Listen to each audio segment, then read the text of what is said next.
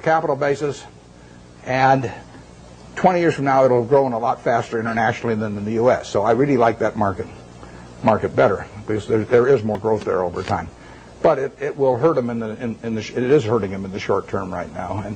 But that doesn't mean anything. I mean, Coca-Cola went public in, I think it was 1919. Stock sold for $40 a share. It went back before that as the Candler family, and they went back. They bought it for $2,000, the whole business. Asa Candler back in the late 1880s in a couple of purchases. So now he goes public in 1919, $40 a share. 1 year later, it's selling for $19, gone down 50% in 1 year. Now you might think that's some kind of disaster, and you might think that sugar prices increased and the bottlers were rebellious and a whole bunch of things. You could always find a few reasons why that wasn't the ideal moment to buy it. Years later, you'd have seen the Great Depression, and you'd have seen World War II, and you'd seen sugar rationing, and you'd seen thermonuclear weapons, and the whole thing. There's always a reason. But in the end, if you bought one share for $40 and reinvested the dividends, it'd be worth about $5 million now. And that factor so overrides anything else. I mean, if you're right about the business, you'll make a lot of money. And the timing part of it is a very tricky thing. So I don't worry about any given event if I've got a wonderful business, what it does to next year or something of the sort. Their price controls have been in this country at various times, and that's fouled up even the best of businesses. I mean, I wouldn't be able to raise the price on December 26th of See's Candy if we had price controls, and we've had them in this country. But that doesn't make it a lousy business if that happens to happen, because you're not going to have price controls forever. We had them in the early 70s. So the wonderful business. You can figure out what will happen. You can't figure out when it will happen. You don't want to focus too much on when. You want to focus on what. If you're right about what, you don't have to worry about when very much. Is there an area I'm missing back there any place? Or I just want to make sure I'm not focusing all of them on one place. Let me get this gentleman over here. Most human mistakes, but the most successful of those will learn lessons from those mistakes and use them to benefit themselves later. What investment mistakes have you made where there's really mistakes, and how can you use those lessons? The question is about my business mistakes. How much time do you have? Well, the interesting thing about the mistakes is that in investments, at least for me and for my partner Charlie Munger, the biggest mistakes have not been mistakes of commission, they've been mistakes of omission. They're where we knew enough about the business to do something, and for one reason or another, we sat there sucking our thumbs instead of doing something. And so we've passed up things where we could have made billions and billions of dollars from things we understood. Forget about things we don't understand. In fact, I could make billions out of Microsoft. Doesn't mean anything because I never understand Microsoft. But if I can make billions out of healthcare stocks, then I should make it, and I didn't. When the Clinton healthcare program was proposed and they all went in the tank, we should have made a ton of money out of that because I could understand it. And I didn't make it.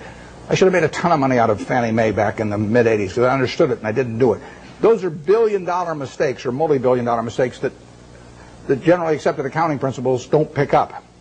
The mistakes you see, we made I made a mistake buying U.S. Air Preferred some years ago. I mean, I had a lot of money around. I make mistakes when I get cash. Charlie tells me to go to a bar instead. Don't hang around the office. But I hang around the office and I got money in my pocket. I do something dumb. And it happens every time. So I bought this thing. Nobody made me buy it. I now have a 800 number I call every time I think about buying stock in an airline, and they talk me down. They say, I say, well, I'm Warren, I'm an airaholic. And then the guy says, keep talking, don't hang up, and don't do anything rash. And finally I get over it.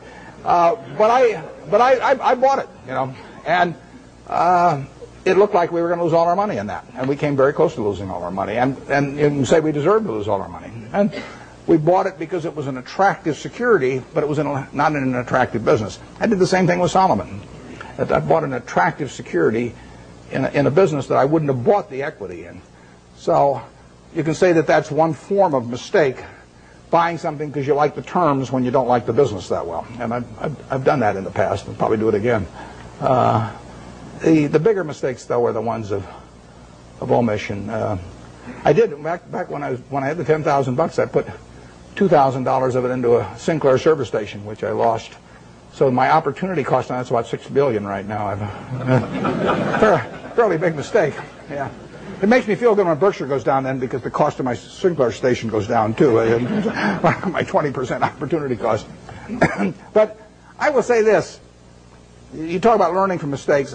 I really believe it's better to learn from other people's mistakes as much as possible. But we don't spend any time looking back at Berkshire. I've got a partner, Charlie Munger. We've been pals for 40 years. We've never had an argument.